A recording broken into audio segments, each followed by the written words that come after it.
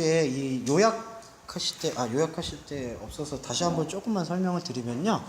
당시의 유대인들은 아브라함을 어떻게 생각하냐면 그냥 신화 속의 인물로 생각했어요. 예.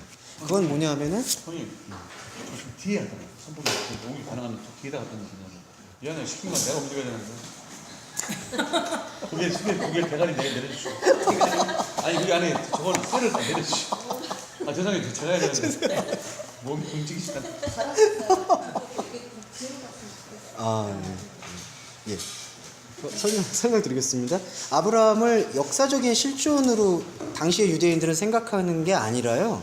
아브라함을 그냥 신화 속의 인물로 많이 생각을 했었어요. 근데 이게 역사적 인물이다라는 것을 오히려 더 강조를 하면서 아브라함이 역사 속에서 어떻게 하나님의 믿음을 드러냈는가를 설명하고 있습니다. 그래서 되게 귀한 장입니다. 구약을 또 해명할 수 있는 중요한 모티브가 되고요. 이 모티브를 이 해석을 가미하게 되고 갖게 되면은 이후의 신앙 모델, 구약에 나오고 있는 신앙 모델들에 대해서도 거의 동일한 범주를 적용시킬 수 있어요. 야곱, 그 다음에 요셉, 이렇게 인물이 생각이 안 날까요, 지금? 모세, 여호수아. 신앙을 제대로 안 할 거예요. 구약이 약한가 봐요, 지금. 그렇습니다. 자, 그래서 1절로 들어가겠습니다. 대학원 나오신 거 맞아요? 이렇게 갑자기 인물이 생각이 안 나네. 1절부터 보겠습니다. 너무 바울만 봤나? 그렇다면 우리가 아브라함의 육신을 따라 발견하는 것을 무엇으로 말하겠습니까? 아브라함의 육신이라는 개념은 이제 그 아브라함을 그때 유대인들 사람들은 신화적 인물로 생각하면서 동시에 조상으로 생각을 했었거든요. 우리는 아브라함의 후손이다라는 걸 되게 자부심을 가졌었죠. 근데 사도 바울이 이제 이렇게 질문합니다. 아브라함의 육신을 따라 발견하는 게 뭡니까? 그 다음에 2절에서 만일 아브라함이 행위로부터 의로움을 인정받았다면 그가 자랑할 수 있을 것이다라는 걸 이제 공공연히 말할 수 있습니다. 그러니까 행위로 만약에 의로움이 이루어졌다라면은 그게 그 아브라함의 공적이 되고 기념이 돼서 그거를 다 기리게 되면은 그게 믿음이 된다라는 거죠. 근데 아시겠지만은 이게 좀 헷갈리는 부분들이요. 사람들이 아브라함의 믿음을 본받아야 된다. 근데 아브라함의 믿음이 아니에요. 아브라함 안에 있는 예수 그리스도의 믿음을 발견하라는 거지. 근데 그게 만약에 아브라함의 믿음이 된다 그러면 아브라함의 믿음을 하나의 모델로 삼아서 나도 그렇게 살아야지가 되는 거예요. 그게 바로 공공연히 말한다라는 겁니다. 자랑하게 된다는 거죠. 근데 여기서 사도 바울은 공공연히 말할 수 있겠지만 그렇게 될 경우에 하나님에 향해서 상관없습니다. 이 얘기는요, 의미심장한 겁니다. 뭐냐 하면은 그러니까 그렇게 아브라함을 신앙의 모델로 삼고 신앙생활을 만약에 아브라함 안에 있는 그리스도의 믿음을 보지 않고 해명하지 않는 상태에서 믿으면 그건 하나님과 상관없는 믿음이라는 거죠. 그래서 3절에서는 기록이 이렇게 말합니다. 이게 조금 가미가 돼야 돼요. 아브라함이 하나님 의로 믿었더니 그것이 그에게 의로 인정되었다. 이거는 구약의 기록을 사도 바울이 그리스도론에 맞춰서 재번역을 한 겁니다. 그러니까 이런 걸 잘 생각하셔야 돼요. 구약에서는요, 아브라함이 하나님을 믿었습니다로 직역이 돼요. 근데 이거를 사도 바울은 아브라함 안에 있는 예수 그리스도의 믿음을 발견함으로써 이렇게 구약에 있는 번역을 재구성한 거예요. 이런 게 난이도가 좀 높습니다. 그러면은 혹자들이 이렇게 물으세요. 아니, 바울이 그러면 말씀을 변개한 거 아니냐. 근데 바울이 8년 동안 아라비아 강에서 무슨 일을 했냐면 구약이 갖고 있는 그러한 그 논지들 안에 있는 하나님과 상관없는 다른 인간의 행위들이 예수 그리스도를 만남으로 인해서 구약의 기록들이 이러한 의미다라는 것을 재번역한 거예요. 이게 중요합니다. 우리들도 그렇기 때문에 구약을 읽는 눈과 관점이 재번역되어 있는 신약의 눈으로 읽어야 된다는 게 여기서 드러납니다. 여기서 이거예요. 하나님을 믿었다는 게 아니라 하나님으로 혹은 하나님에 대해서 믿었다. 이건 차원이 달라요. 하나님을 목적으로 두고 믿었다는 얘기가 아니라 나한테 찾아오신, 아브라함한테 찾아오신 하나님에 대해서 반응하고 표현한 게 믿음이라는 거예요. 그래서 여기서 그게 의로 인정되었다. 그게 의인입니다. 그래서 우리는 그 아브라함의 안에 있는 그 하나님으로 믿은 예수 그리스도의 믿음을 받아들이는 게 믿음이라는 거죠. 그래서 4절에서는 행위에 속한 사람에게는 자신이 받아야 될 몫이 선물, 이게 바로 이유 없는, 인과 없는 은혜입니다. 은혜의 계열이 아니라 예속의 굴레를 통해 계산됩니다. 그러니까 행한 것만큼 받는 거예요. 근데 하나님의 은혜는 그런 부분이 아니죠. 그리고 5절에서는 행위에 속하지 않고 경건이 없는 일을 의로움의 질서로 합력케 하는 일을 믿는 이에게는 그의 그 믿음이 의로 인정됩니다. 그래서 여기서는 사도 바울이요, 믿음 앞에다가 의도적으로 관사를 사용해서 대상을 지칭하듯이 그 믿음이라고 이렇게 표현을 했습니다. 그러니까 이때 헬라어에서는 관사를 어떤 사물을 지칭할 때 자주 사용해요. 그러니까 어떤 상태를 지칭한다기보다는 그러니까 당신의 지금 믿고 있는 그 믿음, 그렇게 표현하는 게 많은 게 아니라 어떤 대상을 지칭할 때, 이름을 지칭할 때, 주연 성도님의 이름이 만약에 믿음이다 그러면은 이 믿음, 죄송해요, 자꾸 삿대질을 해서 죄송한데 이 믿음, 그리고 형제님 죄송해요, 형제님의 이름이 믿음이다 그러면 이 믿음. 그러니까 이걸 지금 여기선 이 표현이에요. 그의 그 믿음, 아브라함의 그 믿음, 아브라함 안에 있는 하나님과 반응할 수 있는 중보자, 그거를 지금 표현하고 있는 거죠. 그리고 여기서 다윗도 여기 표현합니다. 다윗, 하나님의 행함과 무관하게 의를 인정했던 사람의 복에 대해서 시편에서 뭐라고 표현했냐 하면은, 여기선 한 가지 이제 중요한 게 등장합니다. 법과 무관하던 것들이 용서를 받고 죄가 은폐되어진 이들이 복이 있으며 주가 절대로 죄를 인정하지 않는, 한글 번역에서는 사람이라고 번역됐지만 요거는 아네르, 남자라는 단어로 특별히 이렇게 특화시켰습니다. 죄를 인정하지 않는 남자, 그거는 뭐냐면 아들로 삼아주시는 자.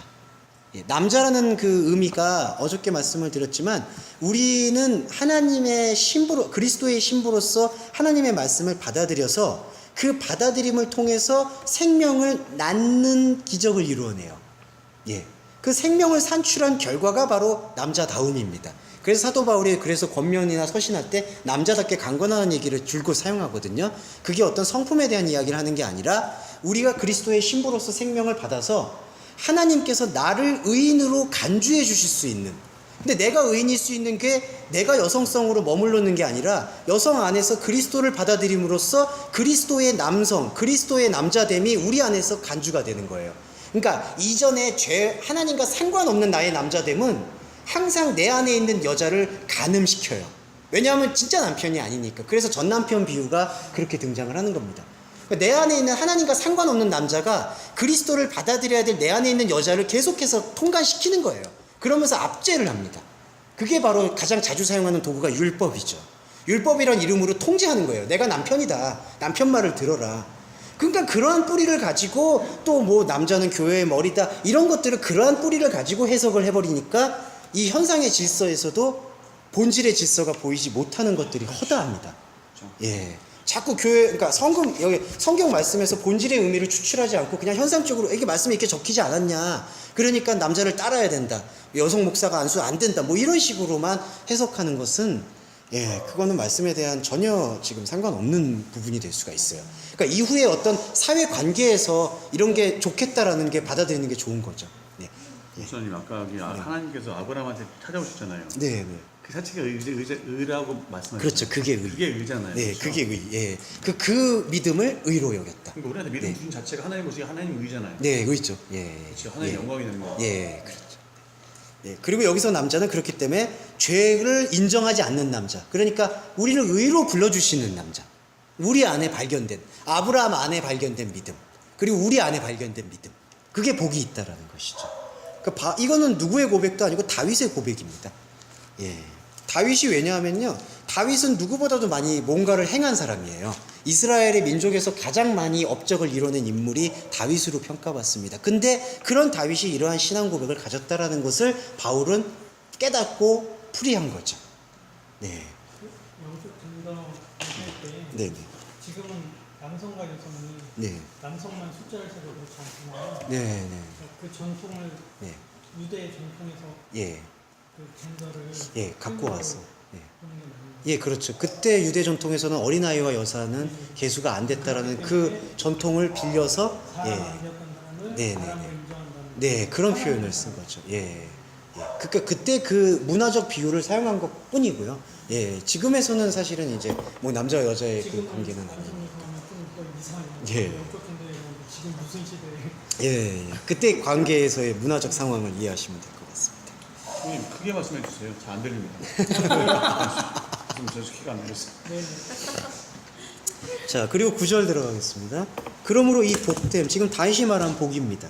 다윗이 말한 복유는 칭이란 표현 쓸게요. 칭이 된 남자, 칭이 된 그리스도인. 그리스도인의 복됨은 할례자들에게만 해야 됩니까? 아니면 무할례자들에게도 동일하게 적용됩니까? 근데 여기서 할례와 무할례는요, 이제 중요합니다. 종교적 체험과 본질에 대한 얘기, 현상과 본질에 대한 걸로 들어갑니다. 그러니까 이게 바로 현상에만 해당됩니까? 아니면은 현상과 함께하는 본질에게 해당됩니까? 무할례자라는 게 할례를 안 받았다라는 표현만이 아니라요. 지금 사도 바울이 사용하고 있는 건 그 할례를 넘어서서 있는 그 숨은 의미에 대한 표현을 무할례라고 표현을 하고 있어요. 예.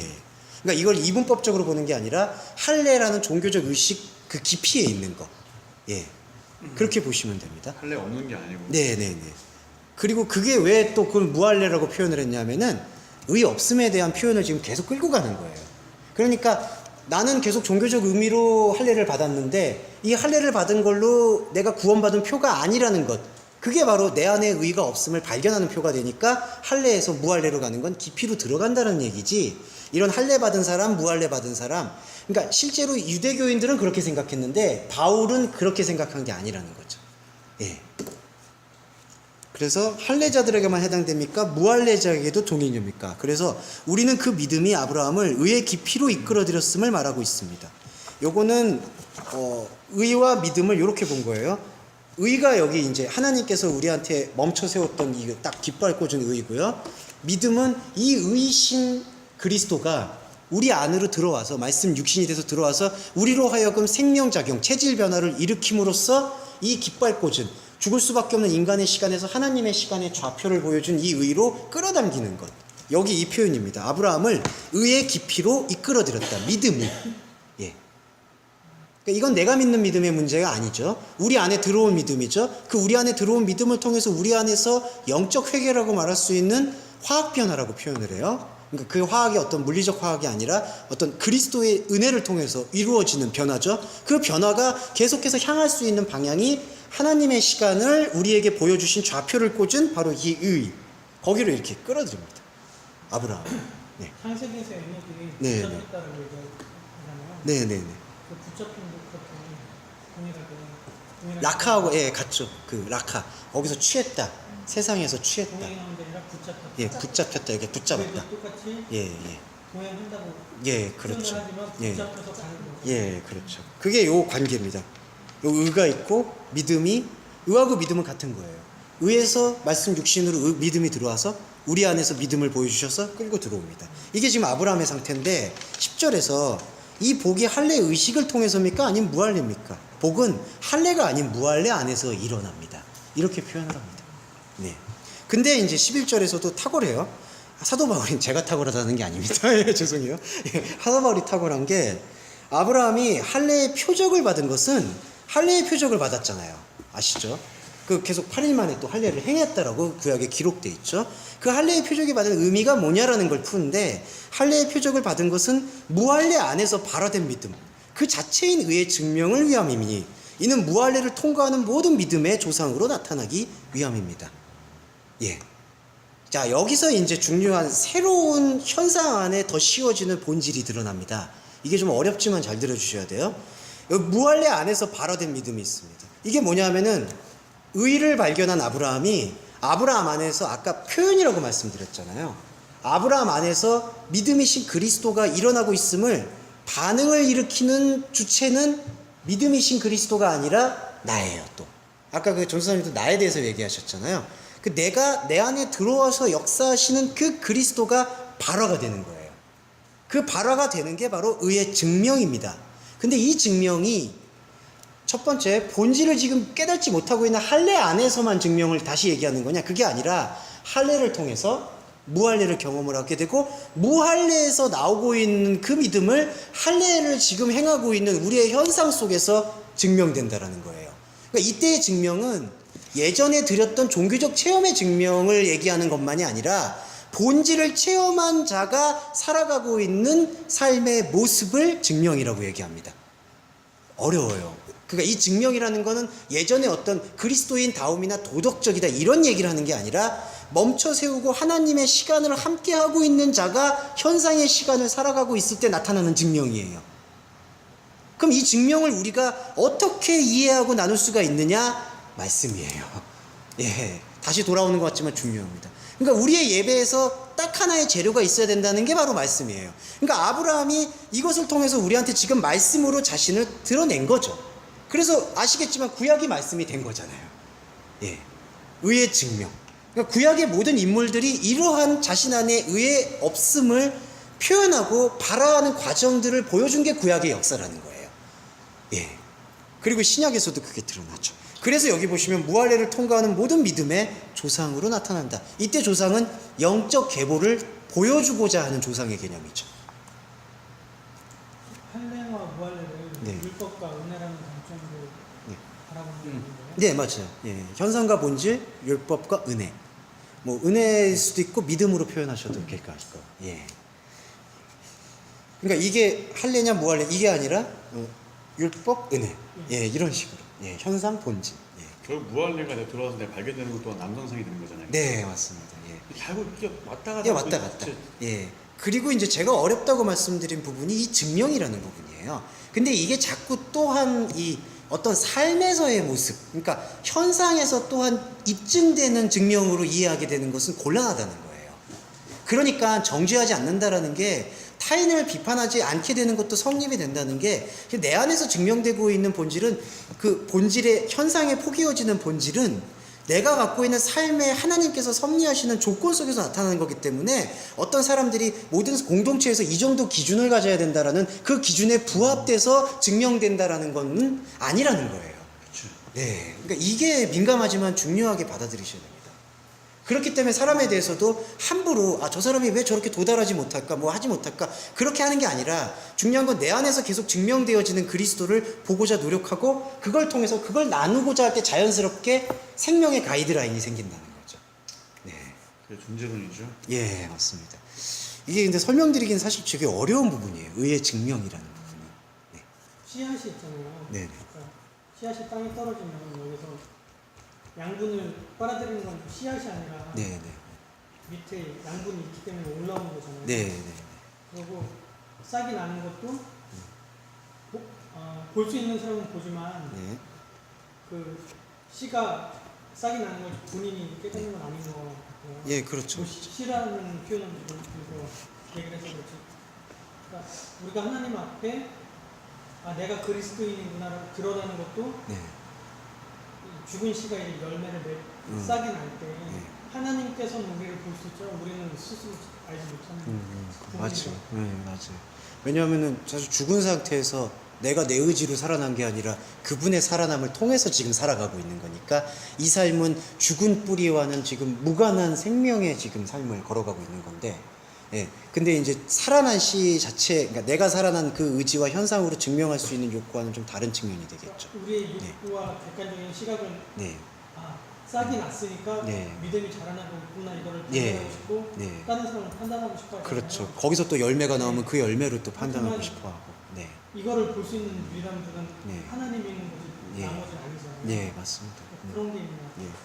그렇기 때문에 우리의 그 의의 증명에서의 우리 공동체가 할 수 있는 최선은 말씀을 나누는 거예요. 그리고 말씀이 이러한 의미를 갖고 있다라는 것을 서로 공감하고 받아들이는 그 과정을 의의 증명의 본질로 뿌리로 둬야 되는 것이 중요합니다. 그러면서 이제 각자가 주어진 삶 속에서 그런 것들이 전개가 되어 나가는 것이고, 예, 그런 부분을 이렇게 유념하시면 좋을 것 같고요.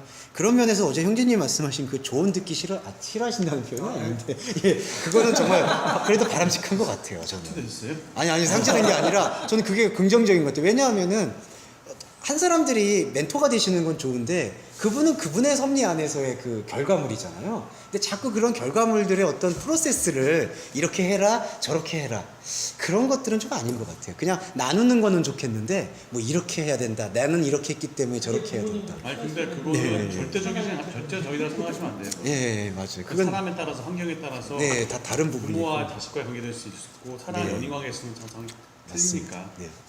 예, 그래서 절대적으로 생각할 수 있는 거고. 도를 지나치면 안 된다. 예, 맞습니다. 근데 아무튼 결국 이게 질문이 그거잖아요. 네, 또 예수님 믿음이 너한테 있는 거 어떻게 너 확증할래? 그렇죠. 예. 그 질문에 대해서 우리는 어저께도 사실 그쵸. 예, 나왔었죠. 결국 이거는 돌아가면 결국 발견에 대한 부분이잖아요. 네. 그렇죠? 그렇죠. 그리고 그 발견의 이제 가장 베이스가 말씀의 나눔이고 그게 예배가 되어지고 그게 어떻게 보면은 정말 이제 결론이 될 수 있는 근데 예배로 수급이 되면 네. 올바른 진리를 우리가 듣고 네, 네. 그걸 계속 공급을 받는다 치면 네. 그쪽으로 소급이 되면 우리는 네, 네, 네. 결국 아까 말씀하신 대로 그 씨앗에 대한 부분이 결과가 아니라 네. 우리가 잘하는 거 모르잖아요 표현할 수 있지만 네. 구원의 확신을 갖고 가야죠. 네, 그렇죠. 그렇죠. 구원의 확신은 있어야지만 나날이 그걸 그렇죠. 증폭시키고 예, 이 의로 그렇죠. 예, 끌어당기는 이 상태에 대한 이게 계속해서 점진적으로 우리 안에서는 우리 시간에서는 점진적인 게 좀 맞다고 봐요. 계속해서 이제 깊어가야 되겠죠.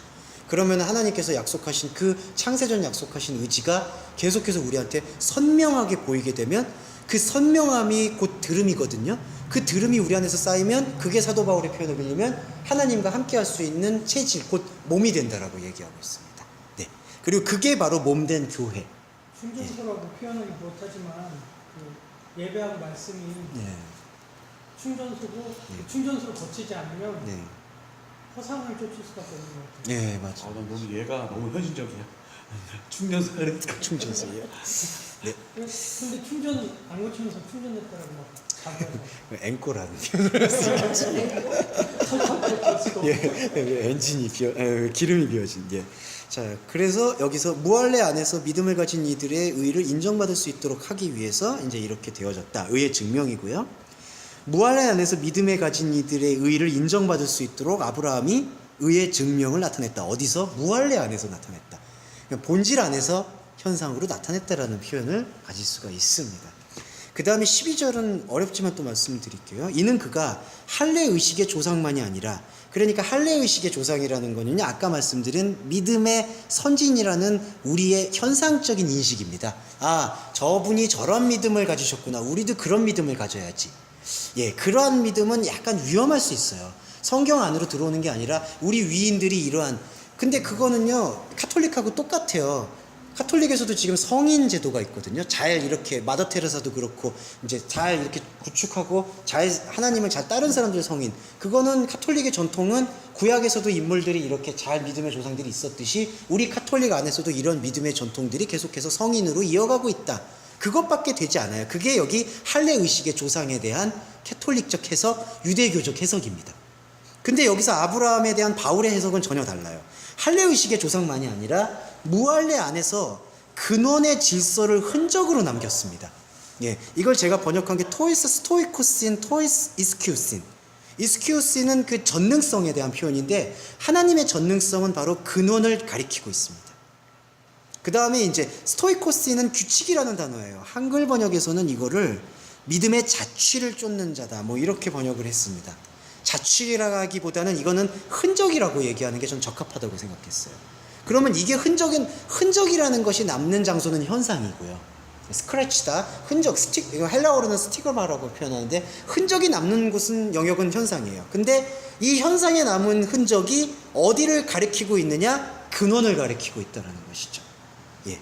그러니까 아브라함이 지금 우리한테 말씀으로 기록되었다는 것은 그 사람의 인성이나 그 사람이 무슨 행동을 한 것을 우리가 묵상하고 받아들이는 게 아니라 그 사람 아브라함 안에서 그 무할례 안에서 숨쉬고 있는 믿음이신 그리스도 예수가 발견되어지는 게 바로 근원의 질서를 아브라함이 흔적으로 남겼다는 뜻이 됩니다. 이건 아브라함만이 아니라 다윗, 이삭, 요셉 모든 구약의 인물들 그리고 대표적으로 신약의 인물인 바울도 근원의 질서를 지금 흔적으로 남기는 거죠. 그러니까 우리가 이해할 수 없었던 그 하나님의 말씀을 우리가 이해하고자 하는 우리의 언어로 표현하는 게 근원의 질서를 흔적으로 남긴 거죠. 그리고 우리는 그렇게 흔적으로 남긴 그 말씀을 받아들여서 근원을 보게 되잖아요. 이게 바로 우리의 안에 들어온 믿음을 통해서 의를 향하는 하나님과의 역동적 믿음, 그의 피 안에서 믿는 역동적 믿음이 성립이 되는 겁니다. 그래서 우리의 믿음의 조상 아브라함이다. 그래서 믿음의 조상이라는 거죠. 어떤 위에서 높은 어떤 믿음, 그 믿음, 우리가 목적격으로 믿는 믿음을 가장 먼저 선취한 사람이다라는 개념이 아니라, 예. 그러면 이 네. 의의 증명이 네. 네. 조금 더 현상적으로 보여준 게 이 질서의 예. 흔적이라고 볼수 예, 예. 의의 증명이라는 표현을 조금 더 이제 더 풀이한 부분이, 예, 근원의 질서를 흔적으로 남겼다. 예. 그리고 또 하나는요, 이 흔적이라는 것이 아브라함의 인생 전체로 또 소급이 되거든요. 그러면은 아브라함의 인생 전체에서 그 흔적에서 아브라함이 뭐 인생을 어떻게 살았고 이렇게 살았고가 중요한 부분을 얘기한 게 아니라 아브라함의 인생 전체는 곧 우리의 인생 전체이기도 해요. 우리의 인생 전체에서 아브라함이 남긴 건 근원의 질서이다. 우리도 믿음을 가진 자는 내가 가진 인생 전체에서 근원의 질서를 발견하고 공감하고 예배자는 그런 예배자의 삶을 사는 것만이 믿음의 조상 아브라함과 함께 한다라는 것을 밝히고 있죠.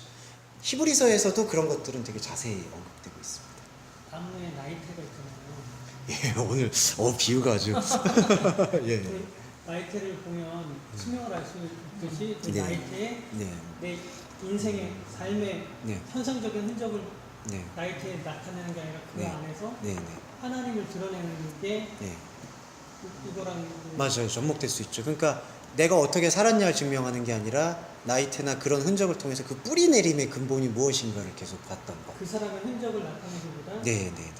그리스도의 흔적을 그렇죠. 나타내서 예, 예. 그래서 예. 저 사람이 의인이 될 수밖에 없는 거구나. 네, 예. 그렇기 때문에 실제적으로도 우리가 우리 이름을 내세울 이유가 없는 거예요. 냉정히 말하면. 왜냐하면은 우리 안에서는 뭔가를 내세우는 것은 의에 없음을 고백하는 것밖에 안 되거든요. 예. 그러니까 자기를 주장할 이유가 사실은 계속 줄어드는 거죠. 그리스도가 드러나는 거죠. 아브라함이 네. 지금 저희하고 지금 아까 비유를 같이 하셨는데 네. 그게 인식하는 부분 네. 인식하면서 네. 내 안에서 그것을 인식하고 네. 말씀에 대한 부분이 네. 들어왔을 때 네. 인식하고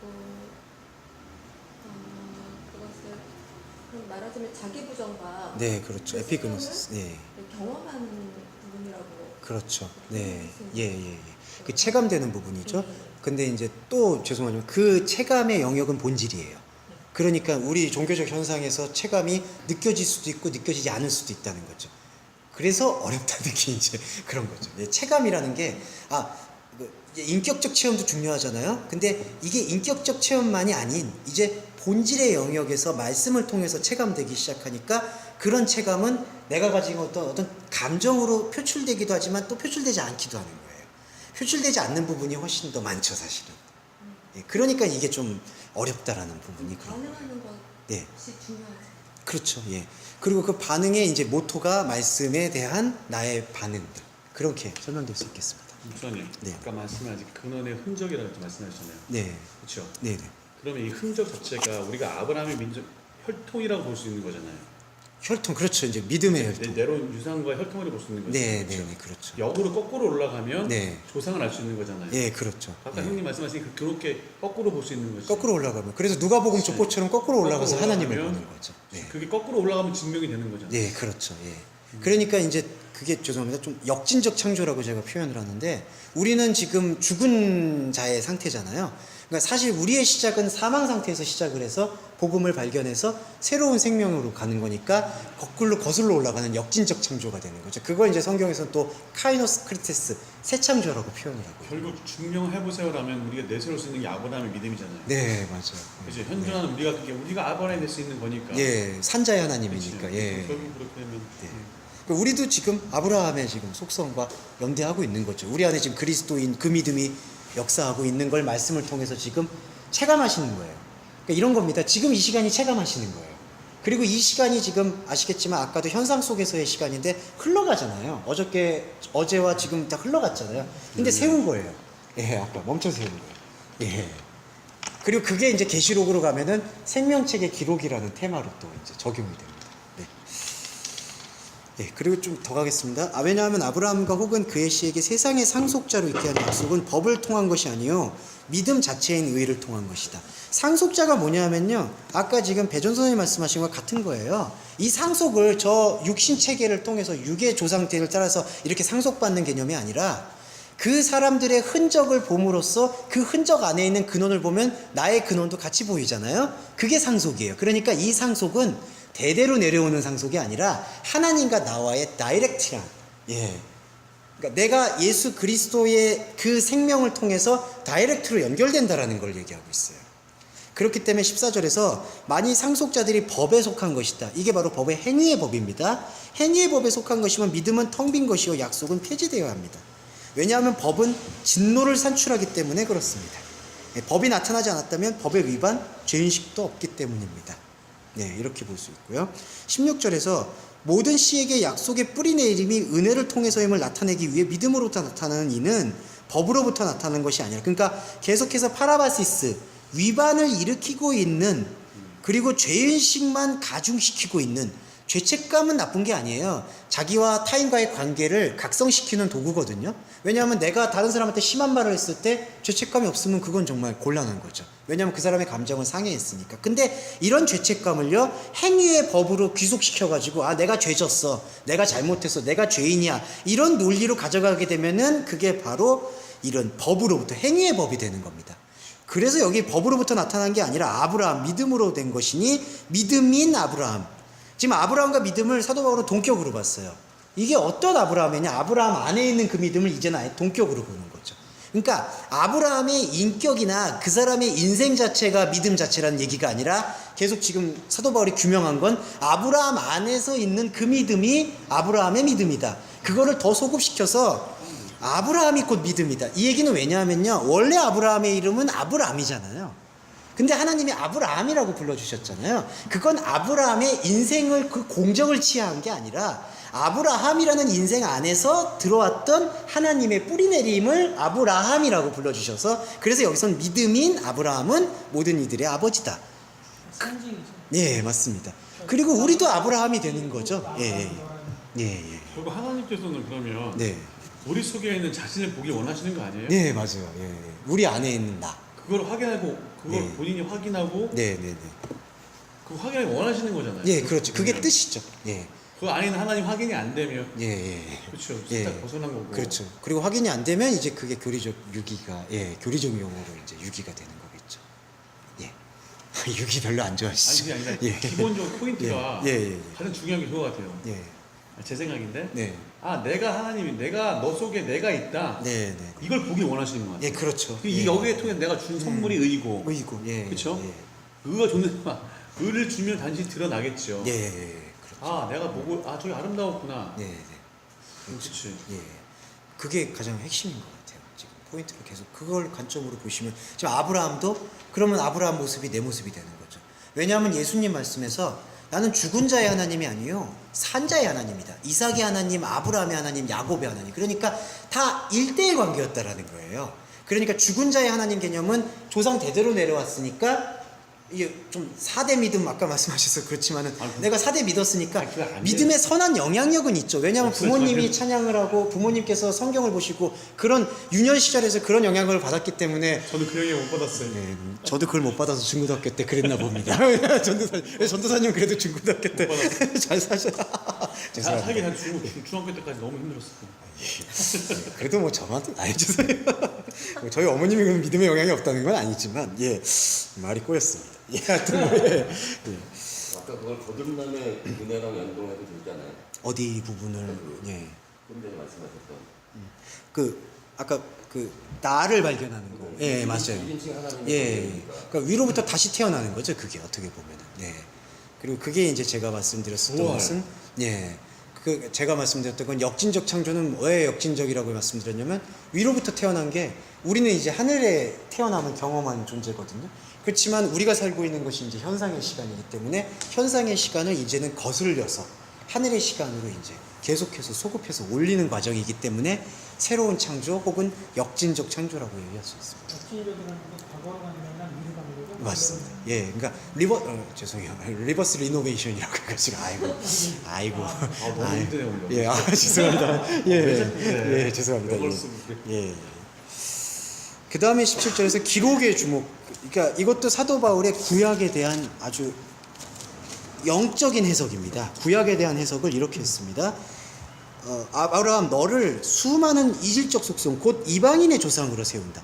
한글 번역은요 이렇게 안 했어요. 죄송합니다만, 내가 너를 많은 민족의 조상으로 세웠다. 예, 이거는 정복 개념입니다. 정복 개념은 뭐냐 하면은, 이건 유대교적 해석이에요. 왜냐하면 유대교인들은 아브라함이 전 세계 민족의 조상이 될 거라고 생각해요. 그래서 지금도 유대인들은 자신들이 모든 민족의 조상이라고 생각해요. 예. 그러니까 이 번역은, 이렇게 번역하는 건 그냥 구약 그대로 옮겨 담은 거예요. 근데 여기는 이 단어가 에드노스를 계속 일관적으로 사용하고 있습니다. 에드노스는 아까 말씀드렸던 이방이라는 단어예요. 그러면은 사도 바울의 지금 로마서에서 쓰고 있는 에드노스의 용법이 이직적 속성, 습관, 무리지음, 우상숭배, 그리고 우리 안에 의에 없음에 대한 그러한 의미를 표현해주는 단어로 사용했기 때문에 여기서의 기록에 대한 인용 역시도 사도 바울이 많은 민족의 조상이라는 표현을 쓰려는 것이 아니라 이방인의 조상이라는 표현을 갖는 거죠. 이건 되게 혁명적입니다. 유대인들이 생각할 때. 그리고 지금도 사실은 되게 이런 뿌리를 그냥 현상적으로 받아들이는 분들한테는 되게 난감한 부분이 되는 거예요. 이거는 그냥 눈에 보이는 모든 민족의 얘기가 아니라 아브라함은 이방인을 위해서 존재하는 거예요. 왜냐하면 아브라함 자신이 이방인을 고백해서 이면적 유대인이 됐기 때문에. 예, 그걸 이해하시는 게 중요합니다. 그래서 여기서 보시면 이제 현상과 본질의 관계가 또 드러납니다. 아브라함이 하나님의 믿음과 마주한 것은 죽은 이를 살리시고 보이지 않는 것을 보이는 세계 속으로 드러내심을 발견하기 위함이었다. 이게 발견인데요. 뭐가 발견됐냐면요. 보이지 않는 게 보이는 세계 속에 드러나는 거예요.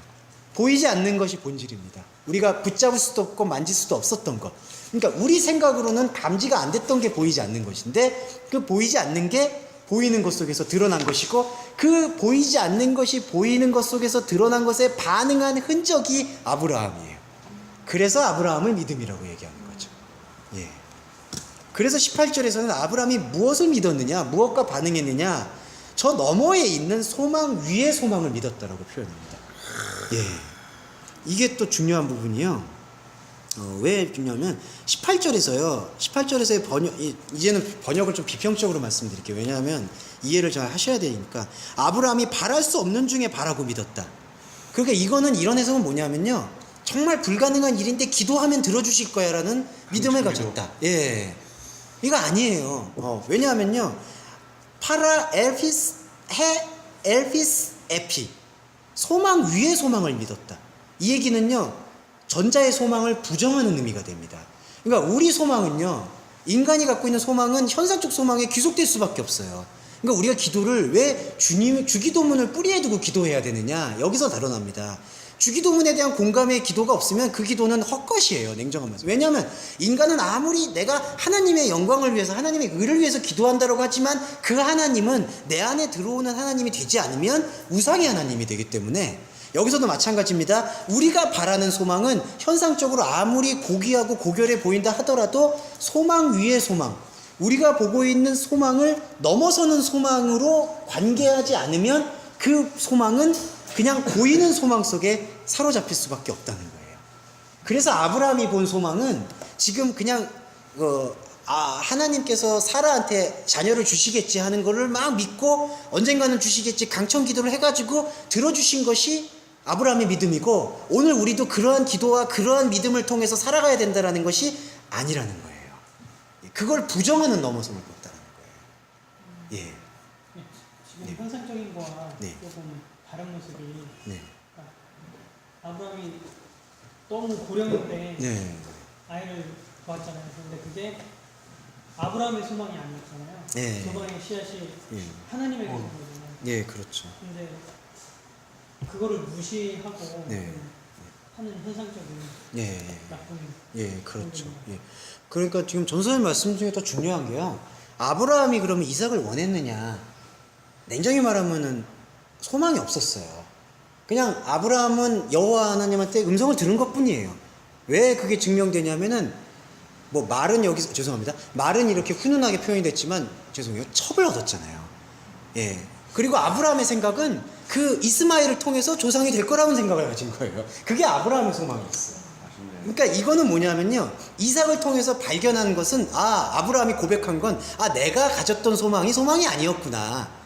그래서 그게 고백되어진 게 바로 저 너머에 있는 소망 위의 소망이었다는 거죠. 그러니까 이삭을 간절히 바래가지고 이삭을 얻은 게 아니라 하나님께서 약속의 자손으로 씨가 될 것이다 했는데 씨가 되겠지. 근데 죄송합니다. 사라는 지금 경수가 끊어졌지? 이러면 안 되겠다. 예, 그래서 이제 하가를 끌어다니. 그게 아브라함을 너무 아브라함은 좀 뭔가 유격에 빠진 사람으로. 근데 이제 그때는 그게 이제 자손에 대한 지금 뭐 그렇게 유격에 빠진 사람은 아니었다.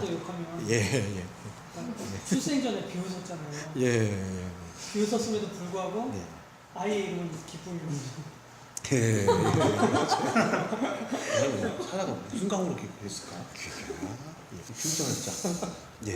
자, 예. 자, 그리고 이제 19절을 보고 여기 이 마지막 단락을 보면서 마무리를 하겠습니다.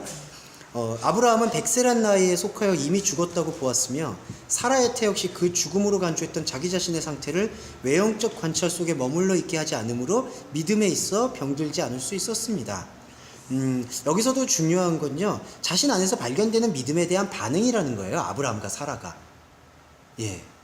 그건 뭐냐면은 자신이 외형적 관찰 속에 머물러 있지 않았다라는 것만이 아니라 이게 지금 흔적이라고 말씀을 드렸잖아요. 자신 안에 있는 사라와 아브라함 안에는 인생에서 믿음이신 그분이 계속해서 움직였음에 대해서 아브라함과 사라가 고백을 했다라는 거예요. 그러니까 사라가, 이건 좀 중요한 부분입니다. 사라가 자기 안에서 하나님이 주신 말씀이 변개되지 않을 거라고 자기 자신의 의지로 믿어가지고 기다렸다는 게 아니라 하나님께서는 당신의 일방적인 은혜 속에서 사라 너한테 자녀가 있을 것이다라고 말한 거고, 사라는 그 말을 들은 거예요. 예. 그거 들은 겁니다. 그러니까 이렇게 될 거야 라고 믿은 게 아니라 들은 거예요. 그리고 그 들음이 우리 안에서 실현이 되었을 때 거기에 대해서 반응한 거야. 내 안에 의가 없구나. 예. 그러니까 이건 믿음이 재구성이 돼야 되는 거예요. 사라와 아브라함이 이걸 기다렸다는 데 지금 집중해야 되는 게 아니라 이렇게 들어와서 역동적으로 역사하는 그 믿음에 계속해서 반응을 한 것이 아브라함과 사라구나. 예. 그러면서 아브라함과 사라는 계속해서 그 고백을 하고 있는 부분을 여기 19절, 20절에서 얘기를 하고 있습니다. 사라 얘기를 한번 더 할게요. 예. 상당히 말이 많으시네요. 사라가 네. 믿지 않았거든요. 절대 믿지 않았다고 저는 발언하고 예. 있어요. 믿은 게 없어요. 믿어서 된 건 아니에요. 예, 믿어서 된게 아니에요. 믿어서 된 게 아니고 예. 이제 태동이 느껴지겠죠. 네, 그렇죠. 내 안에 생명이 있음을 네. 느낄 때 내가 정말 죄를 졌구나, 실수했구나. 그렇죠. 하나님께서는 예. 진실하시구나를 그렇죠. 아는 게 그때부터 믿음이 있었던 그렇죠. 거지. 그 이전에는 전 믿음을 발견할 수 예. 없었던 그러니까 그 태동이 아까 한 사모님하고 나눴던 체감인 거죠. 그러니까 이게 바로 이제 믿음의 체감. 왜냐하면 우리 안에도 젠더로서의 여성성이 있기 때문에 남녀를 떠나서 이게 체감되는 거죠. 태동이 말씀을 통해서. 그걸 통해서 보니까 의 없음이 발견되는 거죠. 이제 내가 지금까지 가졌던 생각들이 하나님과는 완전히 반대된 생각이었구나. 그게 저는 사라의 믿음의 거기에서 우리 결론. 믿음을 다시 봐야 돼요. 예. 우리가 스스로 믿음이 있다거나 없다거나가 예, 예. 그렇게 나오는 게 아니라 예. 내 안에 보여주신 하나님이 계시구나, 이거를 인해서 믿음이 이 표현하신 대로 발화가 되는 거지. 예. 예. 내가 관통했어. 예. 그것뿐이 안 돼? 이게 아니라 나 진짜 아무것도 못하는구나. 저는 근데 그 삿대질은 좀 무섭습니다. 예. 그 관계를 보시면서 쭉 읽어보시고 마지막에 25절에서 예수의 십자가와 부활에 대한 표현이 나옵니다. 25절에서 그 예수는 이탈되고 왜곡된 우리의 범죄, 이게 파라프토마타입니다. 파라프토마타라고 제가 표현을 여기서 강조한 이유는 아까 선언적 죄가 있잖아요. 하마르티아. 하마르티아 상태는 우리가 뭐 행위로 짓는 죄가 아니에요. 근데 이 행위로 짓는 죄가 아님을, 이게 중요합니다. 이 하마르티아를 예수님께서 결정적으로 보여주기 위해서는 우리는 현상적 존재이기 때문에 우리의 현상적 존재의 행위의 결과를 통해서 하마르티아를 보여줄 수밖에 없어요. 무슨 얘기냐? 이 파라프토마타의 범죄가 어디에서 나타났냐? 예수를 십자가에 못 박았어요. 그건 우리의 모습이기도 합니다. 그때 유대인들의 모습만이 아니죠. 그게 뭐냐면은 하마르티아, 하나님을 모르는 채로 하나님을 섬긴다라고 생각하고 있었던 그런 모든 파라프토마타의 근원이 하마르티아라는 걸 보여준 게 십자가 사건이에요. 예, 그걸 이해하시면 좋습니다. 그리고 부활 사건이 여기서 우리한테 변명할 수 없는 실제로 드러나요. 결국 그게 원죄의 사건이 되는 거죠. 예, 그래서 우리가 우리가 의가 없구나라는 것을 십자가 사건을 통해서 보게 되는 거예요. 그러면 십자가는 우리의 의 없음을 발견하는 결정적 테마고요.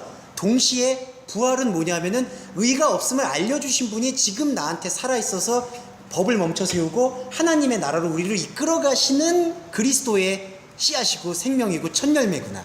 동시에 봐야 된다는 거죠. 그러니까 이것만 말씀드리고 잠깐 쉴게요.